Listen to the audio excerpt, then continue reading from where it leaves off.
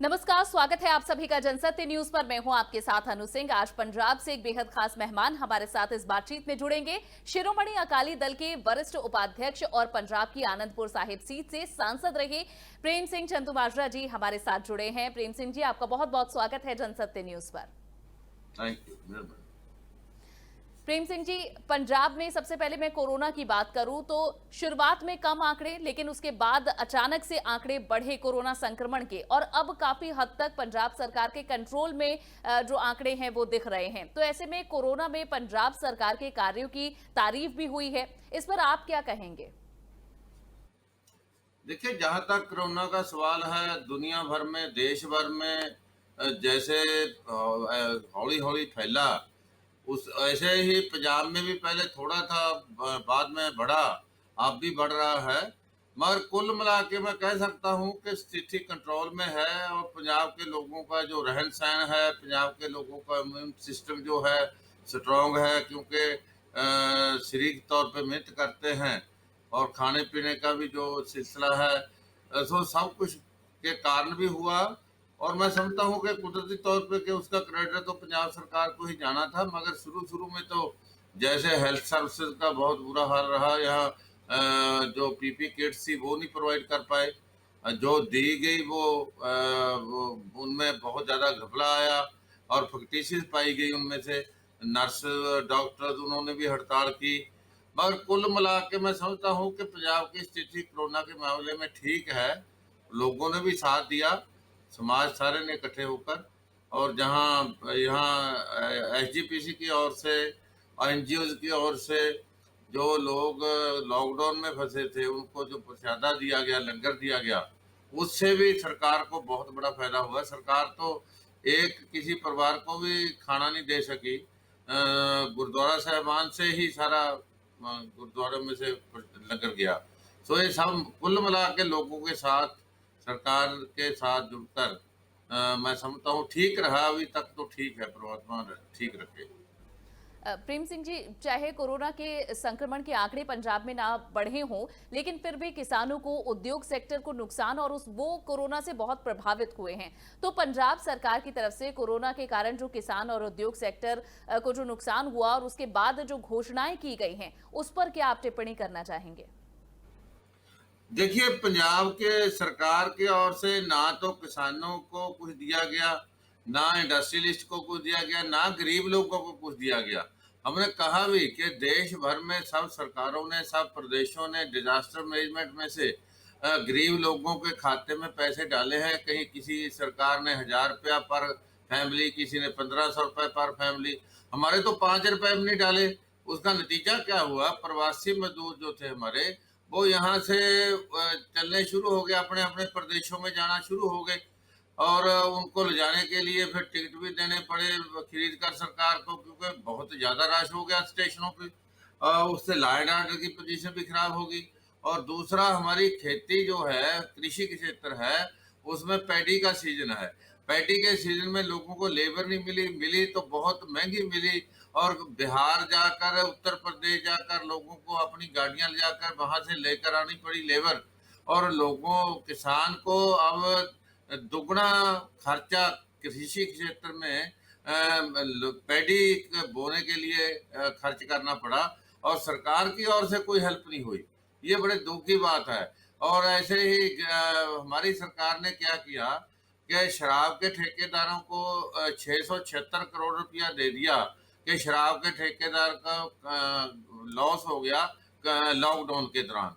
नजायज जो mining mafia है, उसको 150 करोड़ रुपया दे दिया खजाने में से कि इनको लॉस हो गया लॉकडाउन के दौरान।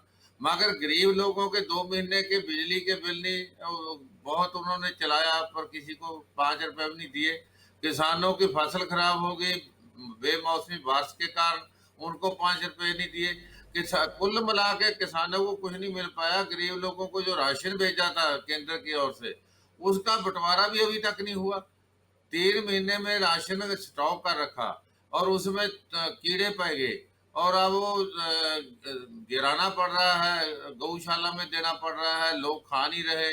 तो ऐसी स्थिति में पंजाब को मैं समझता हूँ कि सरकार की ओर से कोई मदद किसी भी किस्म की, ना कोई आर्थिक तौर पे, ना कोई मॉरल तौर पे किसी किस्म की नहीं मिली। लोगों ने अपने हथी अपने आपे ही कार सवारी वाली बात की है, आपके कोशिश की है।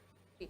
प्रेम सिंह जी, आपने कहा कि कई सुझाव दिए गए थे आप लोगों की ओर से भी पंजाब की सरकार को, लेकिन उन्हें माना नहीं गया किसान और उद्योगों के लिए। तो क्या सुझाव आपने दिए थे? नहीं, हमने तो पहले तो यही कहा था कि जो ये गरीब लोग हैं, इनको कम से इनको दिहाड़ी नहीं मिली, काम नहीं मिला, घर में 2 महीने रहे हैं। जो डिज़ास्टर मैनेजमेंट में पैसा पड़ा है 6,000 करोड़, उसमें से इनको कम से कम इनके बिजली के बिल तो भर दो। ऐसे ही हमने कहा था कि किसान को भी कंपनसेट कर दो। किसान की बेमौसमी बारिश हुई है, उसको 300-400 करोड़ रुपया बनता है 4-5 डिस्ट्रिक्ट का, उनको पैसे दे दो। उनमें भी 5 रुपये नहीं दिए गए। और जो प्रवासी मजदूर हैं, हमने ये सुझाव दिया था कि गवर्नमेंट ऑफ इंडिया से जो मनरेगा में लोग काम करते हैं, उनको 263 रुपए दिहाड़ी मिलती है। ਤੇ 263 ਰੁਪਏ ਪੰਜਾਬ ਸਰਕਾਰ ਉਸमें ਪਾ ਦੇ डिजास्टर मैनेजमेंट फंड्स ਵਿੱਚੋਂ ਤੇ 263 ही किसान डाल देगा, तो 700-800 रुपया एक दिन का मजदूर को मिल जाएगा।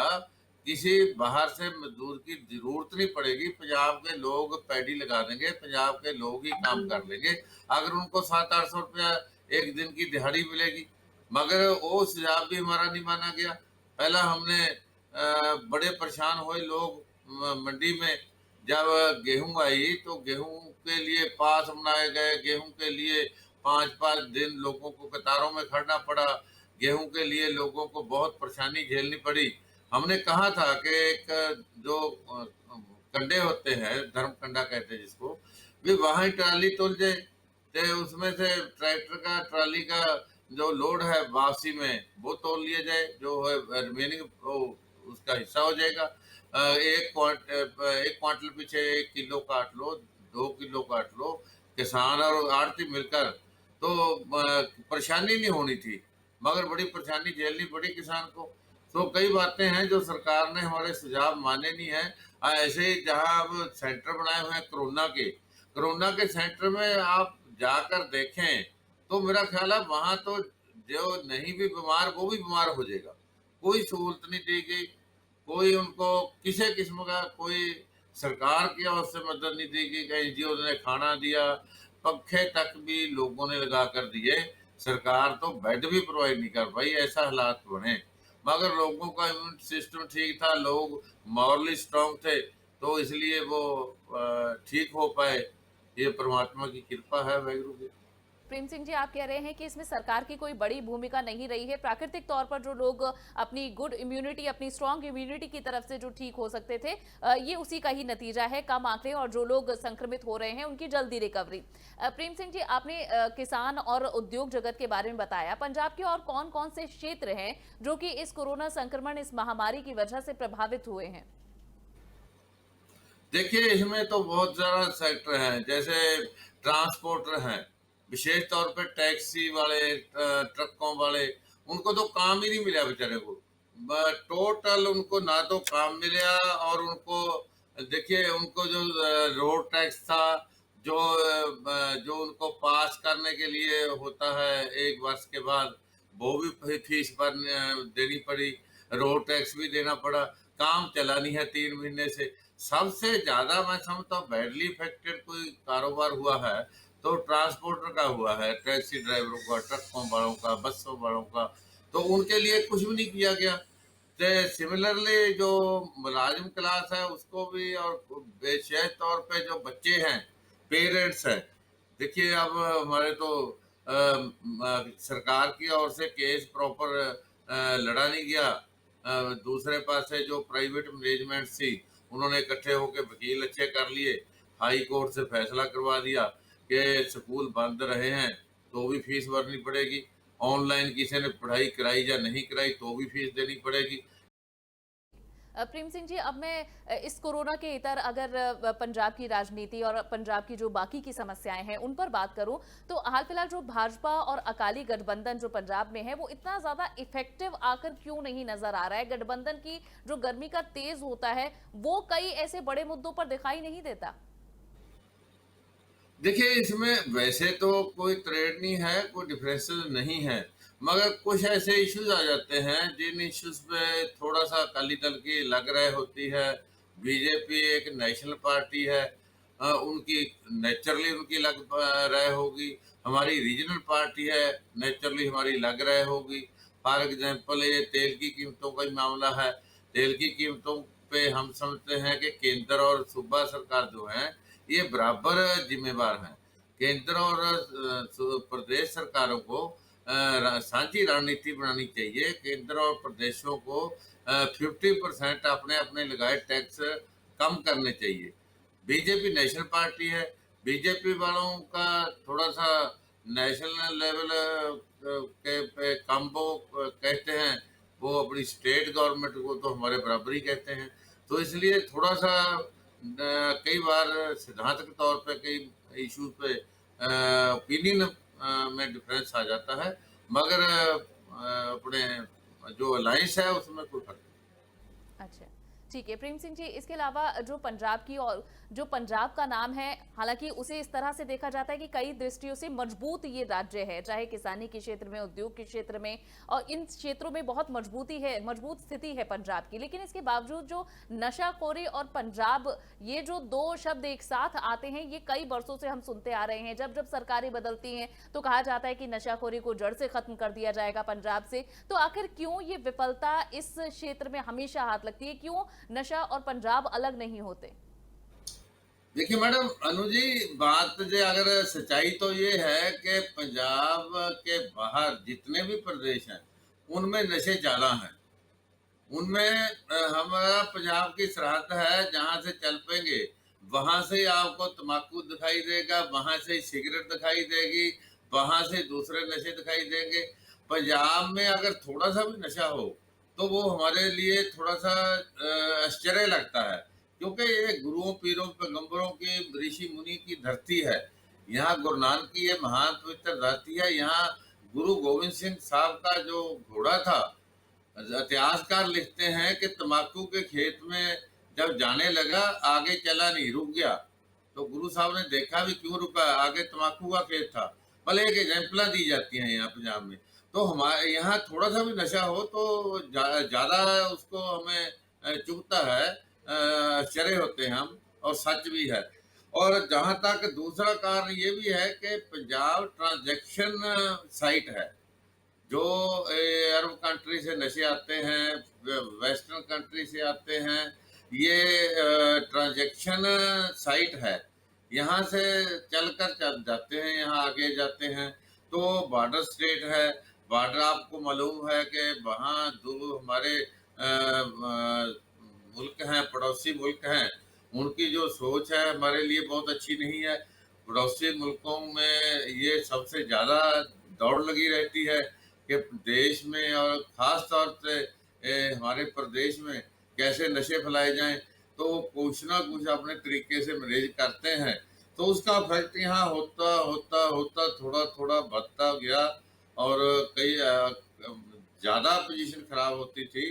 तो हमने कोशिश भी की पहले बादल सरकार समय भी, मगर कैप्टन अमरिंदर सिंह जी ने तो कहा था कि मैं गुटखा साहब की सौं भी खाई थी कि मैं 3 महीने में 2 महीने में खत्म कर दूंगा, मगर कर नहीं पाए।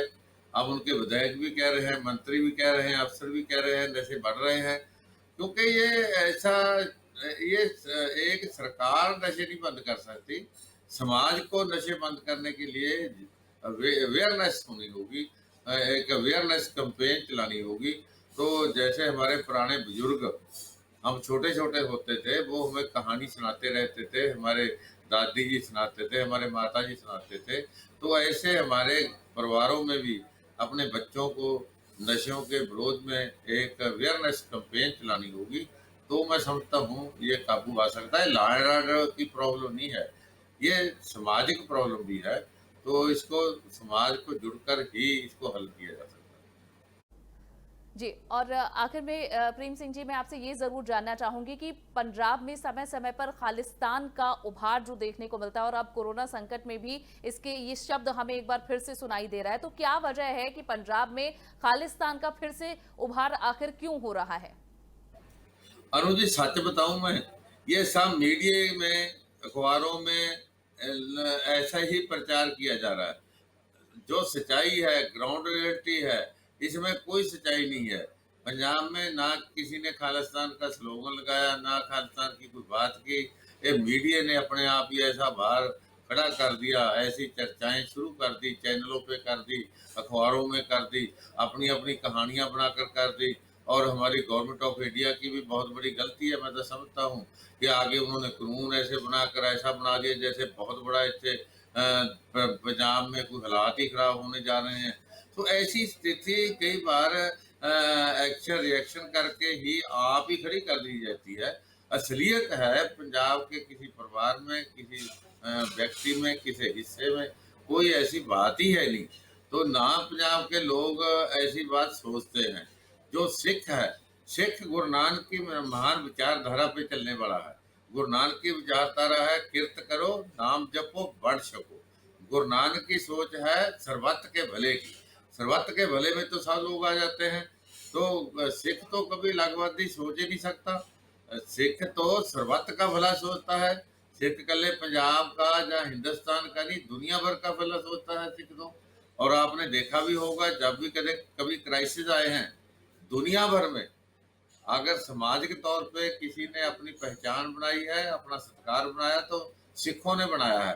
तो इसलिए ये जो इस तरह की हवा बनाती, परसेप्शन खड़ी कर दी, माहौल बना दिया, तो मैं समझता हूँ ये देश के हित में नहीं है, ये राष्ट्रीय हित में है नहीं, ये लोगों के हित में नहीं है। ऐसा परसेप्शन नहीं तैयार करनी चाहिए, ना ऐसा माहौल बनाना चाहिए। पंजाब के लोग विकास चाहते हैं, पंजाब के लोग अमन चाहते हैं, पंजाब के लोग अमन भाईचारा चाहते हैं। ये सोच सिखों की है और सिख संप्रदाय की है, सिख समाज की है। सिख कभी भी विकास और भाईचारे और अमन से दूर नहीं जाता। और प्रेम सिंह जी, आखिर में एक संदेश और देश की जनता से, पंजाब की जनता से एक अपील अगर आप करना चाहें तो वो भी जरूर करें। आज के दिन तो यही अपील करना चाहूंगा मैं कि इस कोरोना महामारी जो है, इस पे हम सब इकट्ठे होकर लड़े और अपने आप को संयम में रखें। और जो गाइडलाइंस मिनिस्ट्री ऑफ हेल्थ की ओर से होती हैं, WHO की ओर से आती हैं, उनको पूरा पालन किया जाए। और दूसरा, हमारे जो गुरुओं ने, हमारे ऋषि मुनियों ने जो हमें सिखाया है कि प्यार से रहना है, हर एक का सत्कार करना है, उससे ही हम आगे बढ़ सकते हैं और देश आगे बढ़ सकता है। ये सोच हमारी सबकी होनी चाहिए। जो हमारे महान गुरु कहकर गए हैं, नानक नाम चढ़दी कला, तेरे भाने सर्बत भला। जी, बहुत बहुत शुक्रिया प्रेम सिंह जी, जनसत्य न्यूज से बात करने के लिए, अपना समय देने के लिए। Thank you, thank you. तो ये थे पंजाब शिरोमणि अकाली दल के वरिष्ठ नेता, और जिस तरह से उन्होंने पंजाब के कई मुद्दों पर अपनी बात रखी है और साथ ही ये भी बताया कि पंजाब सरकार बेशक इस कोरोना काल में काम कर रही है, लेकिन जो उम्मीद की जा रही थी लोगों को राहत देने की अपनी घोषणाओं और योजनाओं के जरिए, वो पूरी होती नहीं दिख रही है। और भी अलग अलग राज्यों के बड़े नेताओं से और अधिकारियों से बातचीत अगर आप देखना चाहते हैं तो हमारे चैनल को जरूर सब्सक्राइब करें और इस वीडियो को लाइक और शेयर करना ना भूलें। नमस्कार।